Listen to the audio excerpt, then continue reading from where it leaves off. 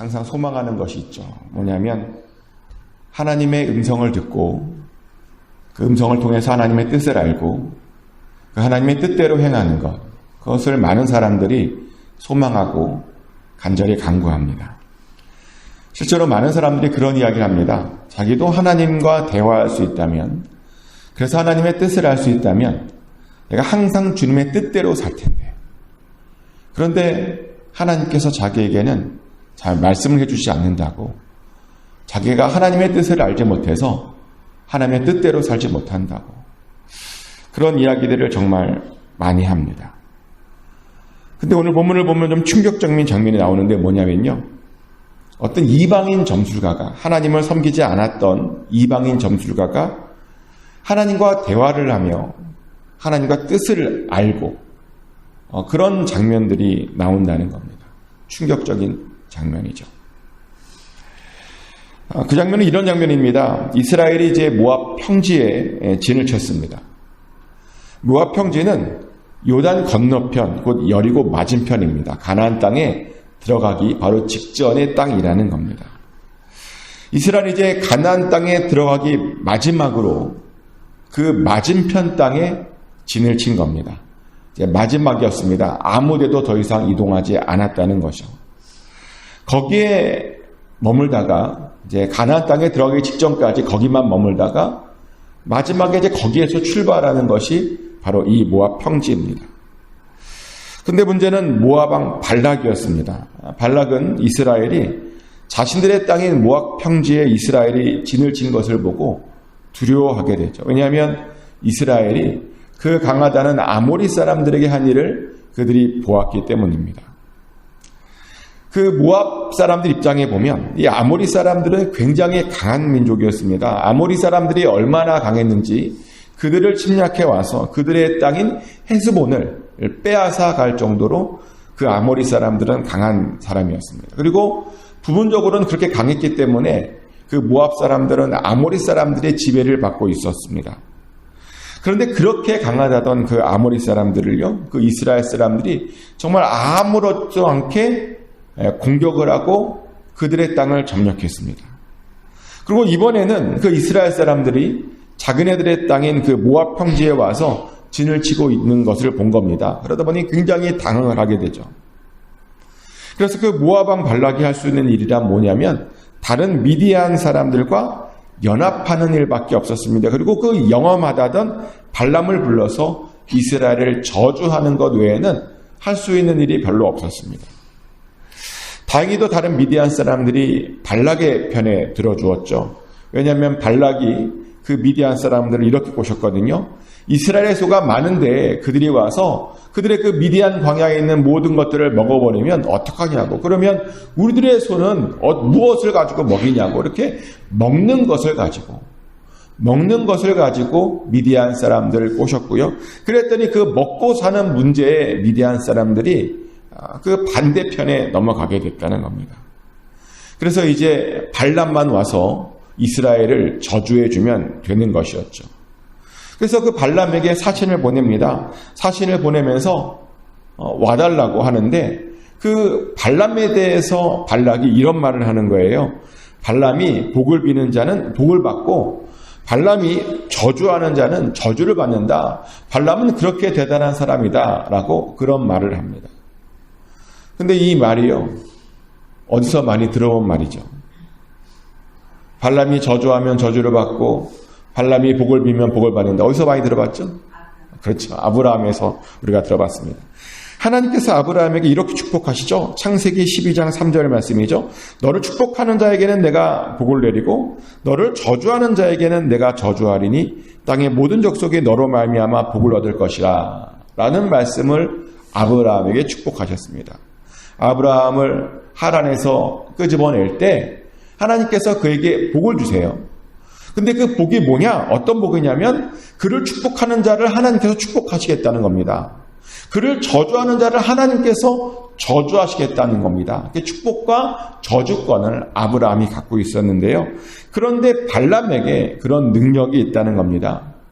발람이 축복하면 그가 축복을 받고 발람을 저주하면 그가 저주받는다는 겁니다. 발람을 거의 아브라함급으로 발락이 추대한 것이죠. 한낱 인간일 뿐인데 정말 별 볼 일 없는 이방 어떤 점술가일 뿐인데 그렇게 대단한 사람으로 발락이 그 발람을 추대한 겁니다. 그럼 도대체 과연 발람에게 그런 능력이 있는 건가? 어떻게 발람이 이방신을 섬기는 발람에게 그런 능력이 있었던 것일까? 우리가 절대로 잊지 말아야 되는 것은 뭐냐면 악도요 능력이 있습니다.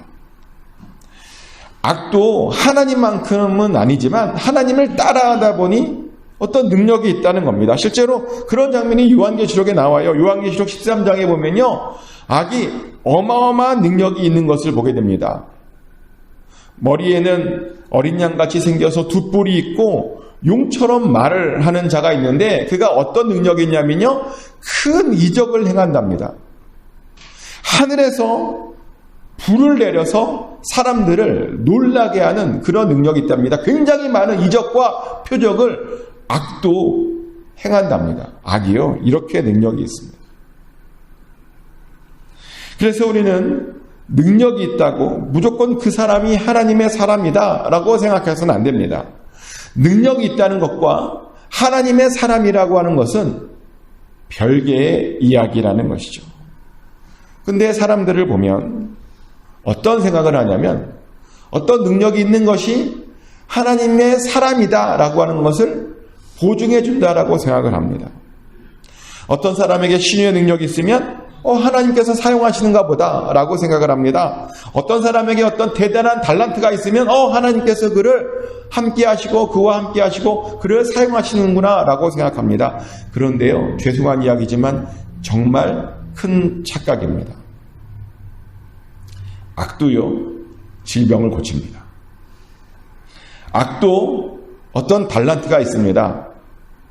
악도 어떤 것을 맞춥니다. 그래서 우리는 그런 것을 가지고 그것이 하나님께서 함께 하시는구나, 하나님께서 사용하시는구나, 그런 식으로 생각해서는 절대로 안 됩니다.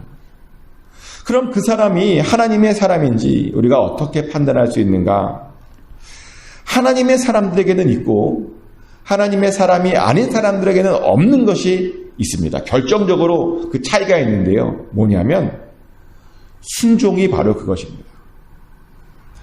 하나님의 사람에게는 순종이 있습니다. 하지만 하나님의 사람들이 아닌 사람들에게는요, 절대로 순종이 없습니다. 오늘 본문의 발람에게도 바로 그 순종이 없었죠. 분명 하나님께서는 발람에게 이렇게 경고했습니다. 12절 말씀이죠.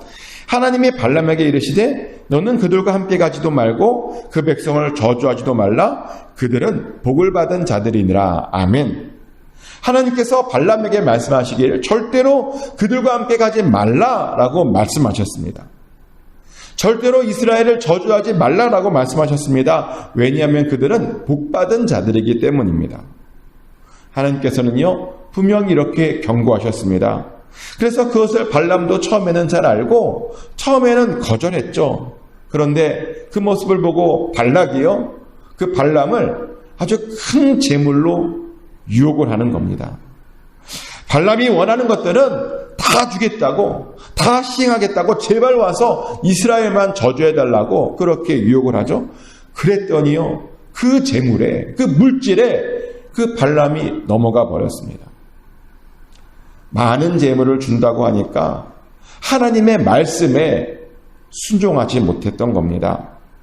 그리고요, 심지어는 하나님의 말씀을 자기가 듣고 싶은 대로 말씀을 왜곡시키고 변질까지 시키죠. 20절 말씀에 보면 하나님께서 발람에게 이런 말을 했대요.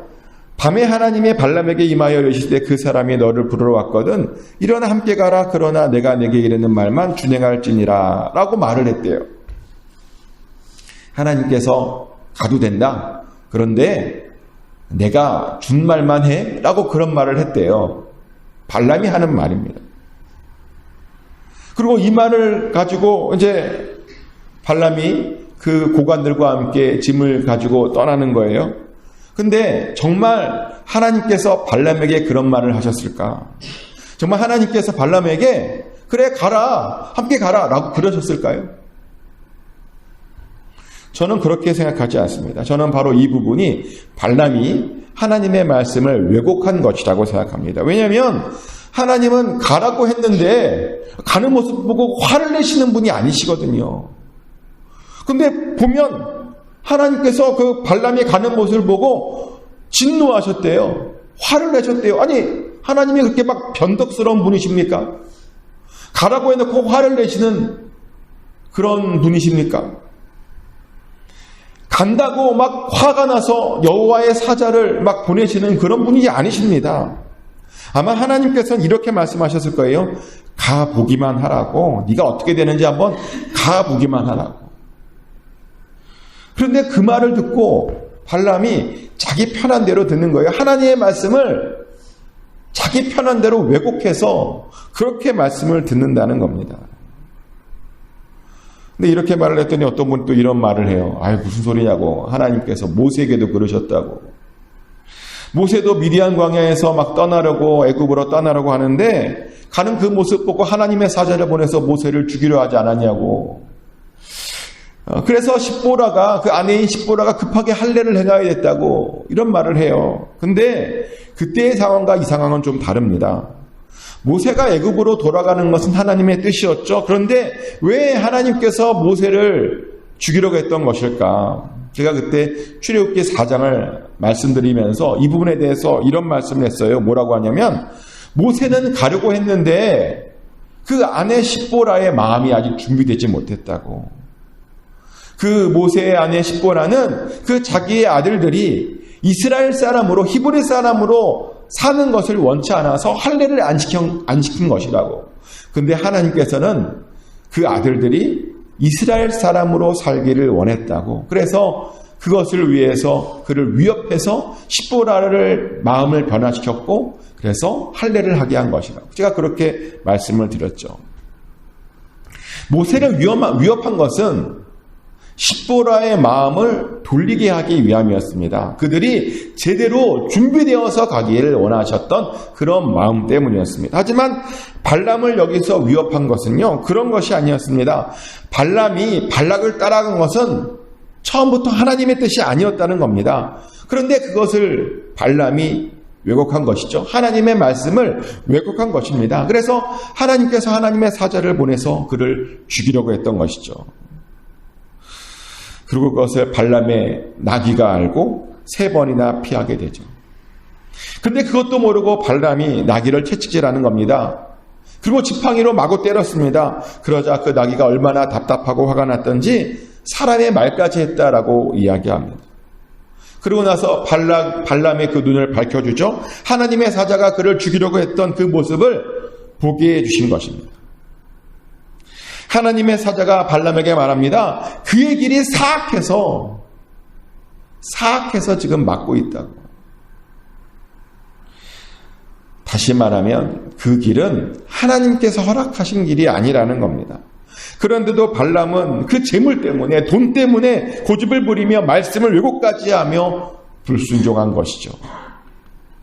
그렇게 발람은 하나님께서 그와 함께하지 않음을 그렇게 불순종으로 스스로 보여주었습니다. 이렇게요, 순종과 불순종은 그 사람이 하나님의 사람인지 아닌지를 분명하게 보여주는 아주 중요한 기준이 된다는 겁니다. 어떤 능력을 행하느냐 아니냐가 아니라 그 사람이 하나님의 말씀에 순종하느냐 아니냐가 그 사람을 판단하는 아주 중요한 기준이 된다는 것입니다. 오죽하면 하나님께서 이런 말씀까지 하셨겠습니까? 사무엘상 15장 22절 말씀이죠. 사무엘이 이르되 여호와께서 번제와 다른 제사를 그의 목소리를 청종하는 것을 좋아하심같이 좋아하시겠나이까. 순종이 제사보다 낫고 듣는 것이 수장의 기름보다 나으니. 아멘. 하나님께서 말씀하시기를 뭐라고 말씀하시냐면 순종이 제사보다 더 낫다고 말씀하고 계십니다. 하나님께서는요, 당신의 목소리를 청종하는 것을 훨씬 더 좋아한답니다. 아무리 예배를 드리고 아무리 찬양할 때 막 손을 들고 찬양하고 열정적으로 찬양을 해도 말씀에 대한 순종이 없으면 아무것도 아니라는 것입니다. 아무리 대단한 능력이 있어서 뭐 대단한 능력을 행하고 사람들에게 존경받고 인정받아도 그 삶 가운데 순종이 없으면 아무것도 아니라는 것입니다. 그래서 우리는요, 우리가 하나님의 사람임을 어떻게 보여줘야 되냐면 순종함으로 보여줘야 됩니다. 동의되지 않을지라도 하나님께서 말씀하시면 어떠한 일이 있을지라도 우리는 순종해야 된다는 겁니다. 그래서 질문드립니다. 여러분들은 잘 순종하고 계십니까? 하나님의 말씀에 민감하게 반응하고 계시냐는 겁니다. 하나님의 말씀이라면 무조건 따르기로 결정하고 그렇게 따르며 살고 계시냐는 겁니다. 우리는 그래야 합니다. 그렇다면 그것이 바로 잘 사는 겁니다. 뭐 돈을 많고 뭐 평안하고 고생하라 그것이 잘 사는 게 아니라요. 하나님의 말씀을 따라 사는 것이 바로 잘 사는 것입니다. 그래서 우리는 순종해야 됩니다. 지금까지 살면서 민감하게 반응하지 못하고 순종하지 못했다면 지금부터라도 우리는 순종해야 됩니다. 그것이 바로 우리가 하나님과 함께함을 보여주는 것입니다. 꼭 순종하셨으면 좋겠습니다. 이해되지 않을지라도 동의되지 않을지라도 순종하셔야 됩니다. 우리가 순종하면 하나님께서는 우리에게 그 순종의 열매를 주십니다. 우리가 상상도 못한 그 열매를 우리에게 반드시 주십니다. 꼭 순종하심으로 그 열매를 받으시고 칭찬받으시고 인정받으시고 하나님과 함께 하시기를 예수 그리스도 이름으로 축복합니다. 하나님 크신